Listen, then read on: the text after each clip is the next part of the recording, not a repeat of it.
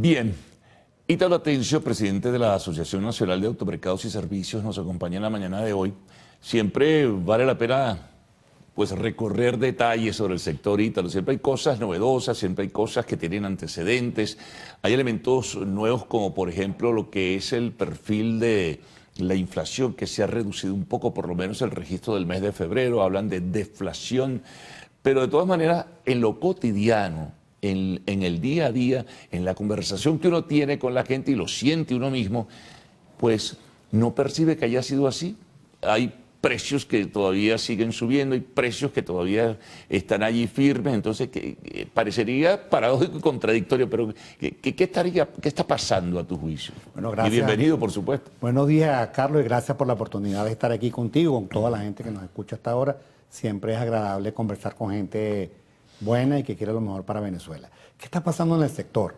Porque, digamos, recordemos que de dónde venimos, el año pasado fue un año de crecimiento ligero del sector, sí. 3% de unidades. Enero arrancó, como siempre, más lento que diciembre, pero ligeramente superior a enero 2023.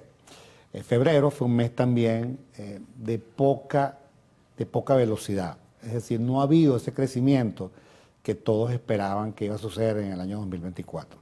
Incluso nuestro estimado de crecimiento para este año sigue siendo 4%, dependiendo de algunos acontecimientos en el corto plazo, pero nunca un crecimiento de 2 dígitos en el sector. ¿Y por qué estamos viendo eso? Porque la capacidad de compra del venezolano sigue estando comprometida. Es necesario que siga teniendo prioridades.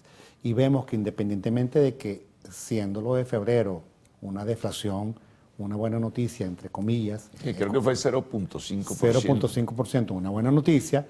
Uno hubiese esperado que eso se tradujera en un incremento en el consumo y no fue así.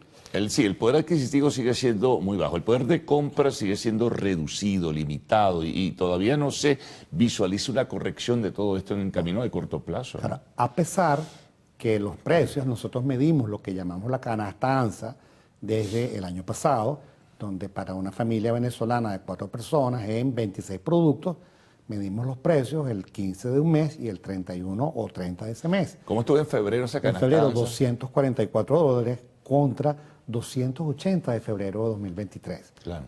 Entonces uno dice, había una disminución porque hay más competencia. Claro, había unos precios, que es por eso te digo lo cotidiano, la gente que iba a supermercados o a diversos sitios y parecía que encontraba precios mayores en algunos casos, no en otros. Ha habido en los últimos días, eso sí, alguna reducción de precios en ese sentido, a ver si va dentro de esta misma línea de lo que conversamos. Pero si uno ve, por ejemplo, proteínas, que son básicamente carne, pollo y huevos, ha habido reducción de precios. Si uno ve lo que llamamos en Fruer, las 3 Marías, papa, zanahoria y cebolla, ha habido disminución versus el mismo mes del año pasado. Cuando uno ve los productos de la cesta básica, harina de maíz, ha habido disminución, aceite ha habido disminución, pasta y arroz ha habido disminución de precios. Eso está sucediendo. Entonces uno se pregunta, bueno, ¿por qué no existe un incremento en el consumo en la misma proporción? Porque no ha habido ese aumento en el ingreso y el venezolano, que además cambió su patrón de consumo, ahora va 2 veces a la semana a comprar. No hace el mercado de la quincena o el mercado del mes.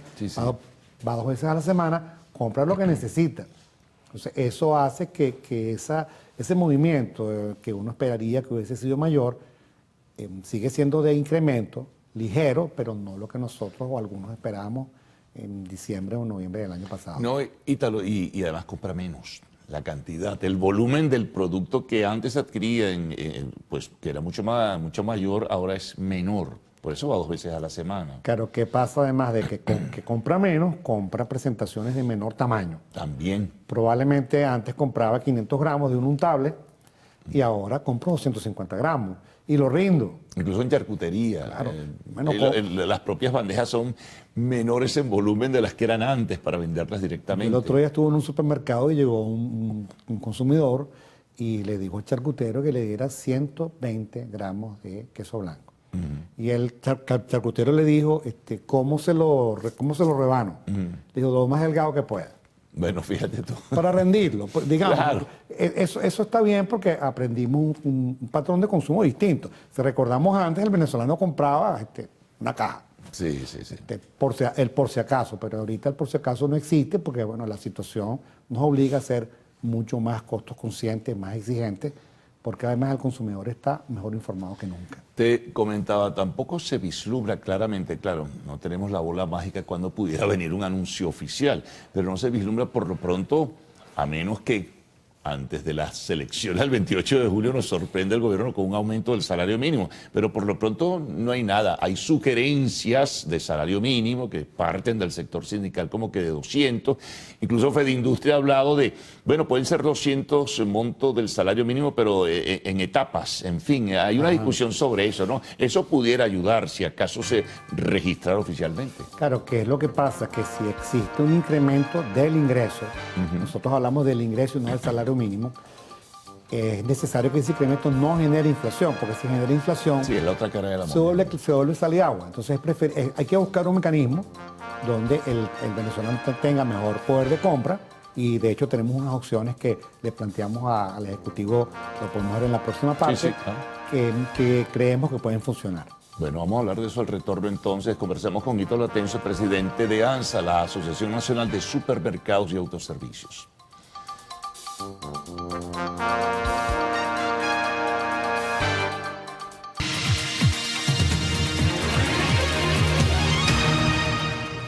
Bien, continuamos conversando con Ítalo Atencio. Bueno, dejabas pendiente la propuesta o propuestas que ustedes le han ofrecido al gobierno para ver cómo se puede mejorar la situación para que el consumo sea mucho mayor, ¿verdad? Y el poder de compra pueda crecer.